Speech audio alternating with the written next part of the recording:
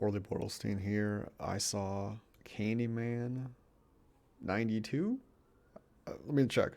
90 came out in 92. Yeah. Okay. It was directed by Bernard Rose and it was written by Bernard Rose and Clive Barker, who, if you don't know, apparently Candyman is a short story that was adapted to a movie. And you would think that the guy who wrote the short story, Clive Barker, if he's a part of the screenplay, that they would have adapted it fairly successfully. And I assume Clive Barker helped on the first half of the script because in the beginning of the film, it sets up a lot of pretty solid theming. And then in about the last 5 minutes of the film, everything just turns into confusing insanity that there is nothing in the movie that we can call upon to explain what the fuck is going on. It just, things are just happening and you have to fill in the pieces as the audience. And it just makes me think, because it says in the movie that it's adapted from something called The Forbidden or some fucking play or whatever. So I don't know. Anyway, the actors in this film range from good to awful. I think the lead actress, the white lady, she did a pretty good job, especially during the scenes where Candyman is showing up and he's like talking to her psychically in her brain, and she's like kind of just staring off in the distance, and you can tell there's some kind of like strange effect that's happening, and she's like kind of starts to tear up, and it's really bizarre. I thought she did a really good job. She is about the only person I think that does a good job in the film. The husband is fucking terrible in this movie. The leading actress's husband, so the leading actress is a grad student, and the husband is a professor. And the professor is, in the beginning, they're introducing potentially that he might be, having a thing with one of his undergrad students, which ends up being true. And the main girl comes back to the apartment to see that he is essentially moved in with the undergrad girl, or he has moved her in, and they're repainting the place. And this is like a big emotional moment, right? It's this huge betrayal, and the husband just kind of like sits there and he's like, hmm, hmm. And you would think he would have any kind of performance, but instead, he's just standing there. He kind of inches his way over to the phone, and then she leaves, and there's like no emotion expressed at all. I think it was because he was saving all of his emotion for the final 30 seconds of the film, but we'll get into that at the end.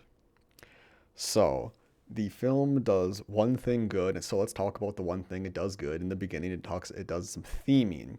So the story of Candyman is eventually told to us by a white professor, which is interesting that we get the true backstory from this white professor, but it's a story about black people who essentially, in the beginning, Candyman is essentially what the white people think is an urban legend to attribute black on black crime. That is how Candyman is established at the beginning. But then as we go throughout the film, White Professor Man tells us that Candyman is actually, he was this black painter in the 1800s, and he fell in love with the white girl, got her pregnant, and then the dad of the white girl paid some people to like cut his hand off and cover him in bees. And now Candyman is just this guy with a hook for a hand that attacks you with bees. And based on my understanding of the crimes that he committed that were against black people, and he was black, I assumed that in the story that we were told that the people who attacked him were other black people that were paid off by the rich white guy.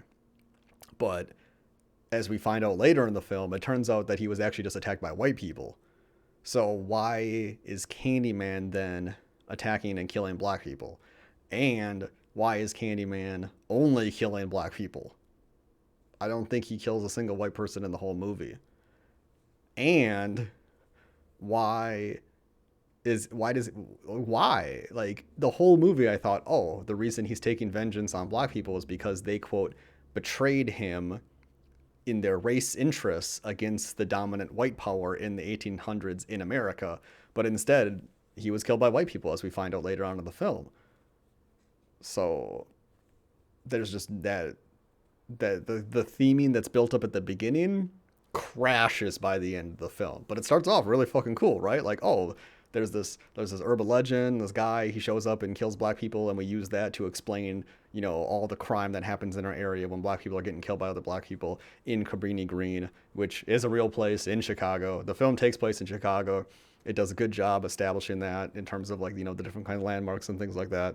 And this must have been before they moved all the people out of Cabrini Green, because historically they actually moved them out so that they could redevelop the area for, rich people essentially, because the land became valuable. And they touch on that a little bit in the movie.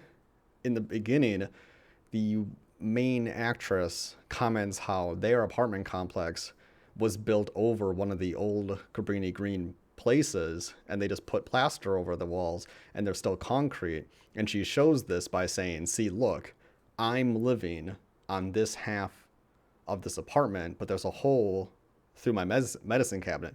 And that is actually an important mirroring theming in the movie, because she is living in her apartment, and how it connects to the other apartment. She is living on the side that when they go to Cabrini Green, one of the places, and they go to where this woman had died that they say was killed by Candyman, they find a bathroom with the medicine cabinet as a hole, and you can go to the other apartment, and that apartment that they go to is essentially a mirror of hers. Like, she essentially lives in that apartment in another building, the one that she goes into where Candyman is. And she goes through and she takes all these photographs, and all this other dumb shit happens. There's not really, in terms of what happens in the film, the only thing that really is there to talk about is just kind of the confusion with the plot at the end. It does a good theming.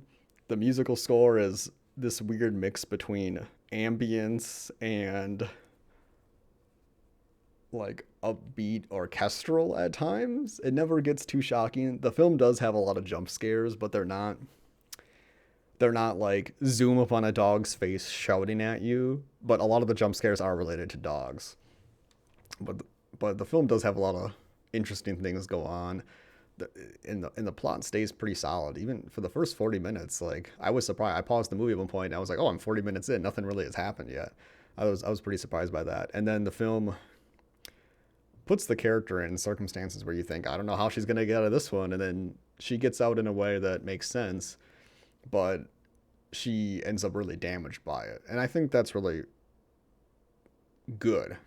There's a problem with a lot of movies and stories where characters go through these like once in a lifetime experiences, but there's just no change to them. Like, they are essentially the same person from beginning to end, except for maybe at the end they'll have like they'll hug their wife and they'll be like, oh, I realized how important family is this time. But like, that's it. This movie, her whole life has changed. She gets horribly burned. It's pretty crazy. So I want to go over the end sequence just because it's fucking confusing. So one piece of background information for this movie: in the beginning, they walk past a bunch of old chairs and couches and stuff on a big pile.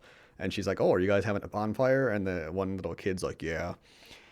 Oh yeah, and that little kid was a horrible actor too, because he sees some fucked up shit and he has the same Gary Coleman face the whole time, where he's just like he just doesn't even change when crazy shit's happening. It's ridiculous. Just such bad direction, such bad actors in this movie. Holy shit. Not in terms of their delivering of any lines, but in terms of just like their emotive expression is terrible. So we get in the last act of the movie, and we have white actress goes to where Candyman is, and she sees the reveal that he was actually killed by white people, which isn't a twist or anything. That was just what I thought. The film doesn't tell you who he was killed by, I don't think. And she lays down on this. Well, she sees Candyman. He's taking a nap. It's kind of funny because the film has like two almost plot holes you would think. Basically, Candyman is blackmailing the actress to, quote, become his victim, and then he'll give the child back. Because right now she's basically being charged with murder of a child and killing a dog. But if they can get the kid back, then she's gonna be fine. And he's basically blackmailing her. And in the beginning, he's like, "Oh, become my victim. We're gonna be this like, rumor, urban legend story. Both of us dead or like dying, whatever." So like, it seems like he kills black people indiscriminately, but when it comes to white people, he needs their consent. So maybe there's something going on there. I'm not really sure, but he wants her to consent to being his victim so that they can be this like horror story to live on in eternity. But then, also one more thing, Candyman feeds the baby because you're probably wondering. I mean, this goes on for days, right? So you're probably wondering, how is the Candyman taking care of this baby? Well, he feeds the baby with his fingertip. Like he leaks honey or something. I don't know, but I thought that was great that the film put that in there. That was fucking hilarious. That was great. So she's like, yeah, I guess I'll be your victim. Give me the baby. And so she's like on the tablet, and then he's like kind of holding her, and he like kisses her, but it's not really kissing. It's like, let me put bees on you. It's really weird. It's not really anything. But then he has his hook hand is like going up her. Does she have like a dress or something? She had some kind of dress thing on, or skirt or whatever, and it became erotic. And up until that point, you're probably wondering, like, was the film erotic? And the film, I don't think, was erotic, other than the fact that Candyman kills people by stabbing them in their genitals and then going up their body. So like, that is an erotic way of killing somebody. But in the film, it's not brought up too much. There is like a fake out like assault, like, that happens in the film earlier, where there's like a fake Candyman, and you kind of think that would have like led to some kind of sexual assault, but presumably it didn't. And then there's another scene later on in the film that didn't really make any sense, but in my head canon something else happened. But that's beside the point. So it seems like the conditions on like being his victim change. Like, it seemed like, oh, I just want to kill you, and if I can kill this like white stand-in, then my loss is gonna be complete as Candyman, and they'll live on forever, because nobody cares about his story when he's just killing black people. But if you can kill a white girl, who also, by the way, this is some crazy twist in the movie. The main girl, the actress, apparently she was the girl that he painted, and he's like, "It's been you, Helen. It's always been you." I think her name's Helen. And it's just really fucking weird. Like, where did that come from? So like, a lot of things in the movie that don't make sense, I just assumed that like, oh, maybe it made sense in the book. So then what happens is like, she like stabs him with her own hook, and then she runs away, and then the baby is teleported into that big wooden pile of stuff we saw earlier. And this next sequence of events is gonna fucking rock your world. So she goes out there and she tries to get the baby, and she gets the baby. And then when she's like crawling around in there, the little kid who like was giving her a tour of Cabrini Green earlier in the film, he wakes up and sees like somebody crawling in the wood things, and he's like, Candyman's here. And then that like tells him, oh, hey, it's time for me to like rile up the whole community here, and we're gonna go all burn the wood down. And so she is the baby. Everybody's getting ready to burn the wood down while she's in there in this big wooden fucking bonfire thing. And then Candyman's attacking her. And I guess they're all supposed to burn in there, and their bones are supposed to be found. And that was Candyman's trick, I guess, even though it's fucking crazy. Like, Candyman's trick relied upon one little kid seeing them crawl in there and then burning the whole thing down. Like, at this point, Candyman seems crazy.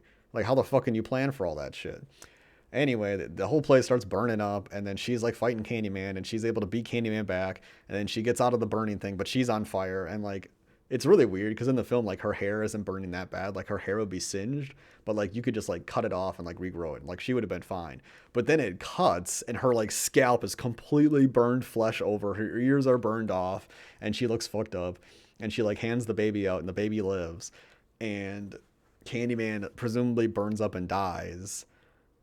And then at the end of the film, the husband is in the bathroom crying.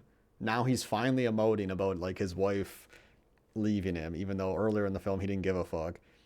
And he says in the mirror, he's like saying her name, like Helen, Helen. He says it 5 times, or I think he says it 4 times actually. And then she shows up and kills him like Candyman with like her burns and everything. And it was like, wait, that's not how it happens though, because like so because Candyman should be like more horrifically looking than he is. Like he has a hook for a hand, but that's part of his vengeance. What his trauma was. Like, why would she want to reappear as a fucked up burn person? Although I guess that would probably confuse audiences too much to understand that, like, oh, she's a ghost and she has like kind of a power of how she appears. Because Candyman clearly has that too. Because like his body is all like decayed and shit. So like he can kind of show differently how he appears than how his like spirit is. I don't fucking know. I'm talking about the rules of fucking magic right now. Like it's just so stupid. But yeah, the film just crashes and burns in the last like 15 minutes. Just takes all the great theming and cool shit from the beginning and just blows the fuck up, which is really sad too because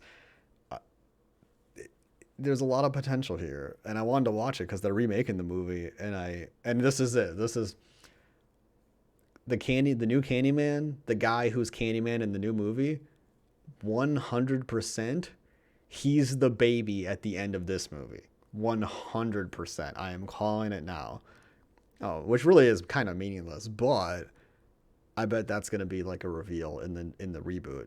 It has to be. It's the only thing that makes sense, right? Unless they're telling like a prequel, but like a prequel doesn't make sense because then why don't you just tell the story of Candyman? But then you have to tell a story in the 1800s, and that's clearly not when the new reboot takes place, so I don't know. But yeah, it's like if you like horror movies, it's like a 7 out of 10. If you don't like horror movies, it's like a 5. It's entertaining. It's got some interesting nuanced things happen, but that's about it, which is kind of unfortunate. But yeah, that's my review. Thanks for hanging out.